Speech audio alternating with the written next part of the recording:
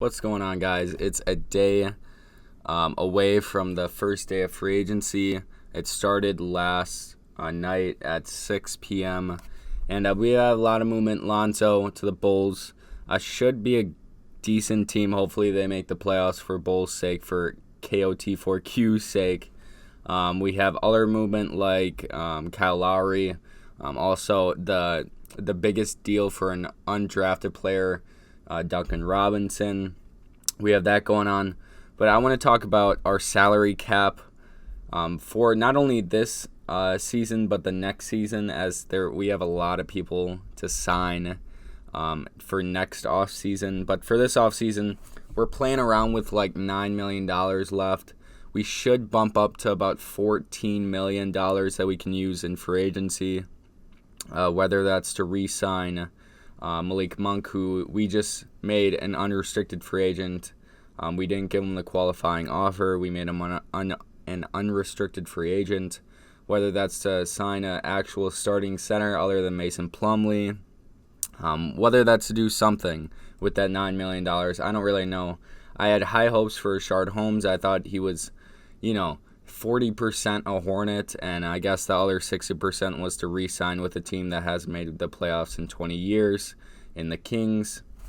But regardless, I want to talk about next offseason because I think our options are pretty limited with these $9 million left in this offseason. But if I want to fast forward, say we have a good season, and we're in the summer of 2022.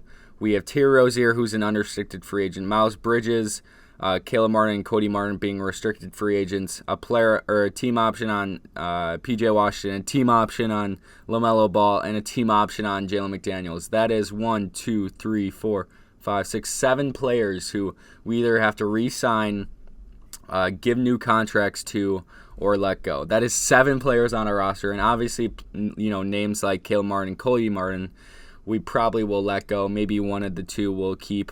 Jaden McDaniels will probably, give the team option to. PJ Washington, if he balls out this year, he will need a new contract. I think the Hornets are pretty reluctant to give out these contracts, but I think for PJ Washington, if he has a good season and he shows good potential and we have a good year, he's going to get a new contract. Miles Bridges had a breakout season last year when everybody was hurt. If he balls out the same way as he did last season when everybody was hurt, but with this season, with Gordon Hayward back, with Terry Rozier in the lineup, with LaMelo Ball in the lineup, if Miles Bridges balls out, he's going to need a new contract as well as an unrestricted free agent. Terry Rozier, I meant restricted free agent for Miles Bridges, but Terry Rozier, an unrestricted free agent. And if he balls out as well, he's going to need a big contract. The money is getting scary, guys, and especially having to pay Gordon Hayward $30 million for the next 3 seasons.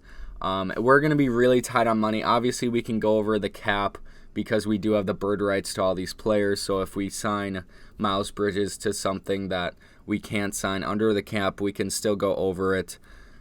But I'm just really scared, and I wanted to make this video to note that if we don't have a good year, I don't know where Terry Rozier is going.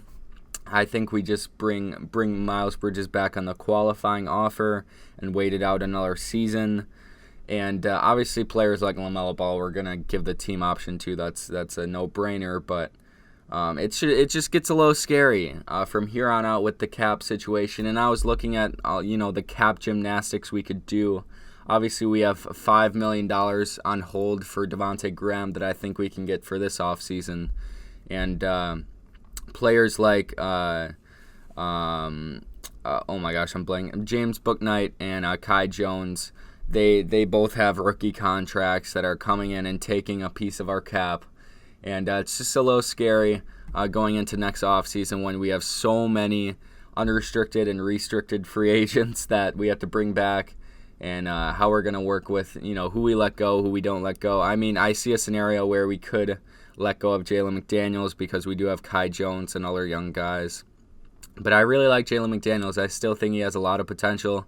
I've said his brother in Minnesota, when he gets a lot of minutes, he does good things on the defensive end and also the offensive end. So there is a world where we let go to Jalen McDaniels just because we have so many young guys that it's hard to retain all of them. But This just shows you that our window for being a fun young team is short because we have Terry Rozier who needs a new contract and all these players who want to get paid. And yeah, it's going to be a little hard, guys. That's all I'm going to say. But thanks for watching. I'll see you guys later.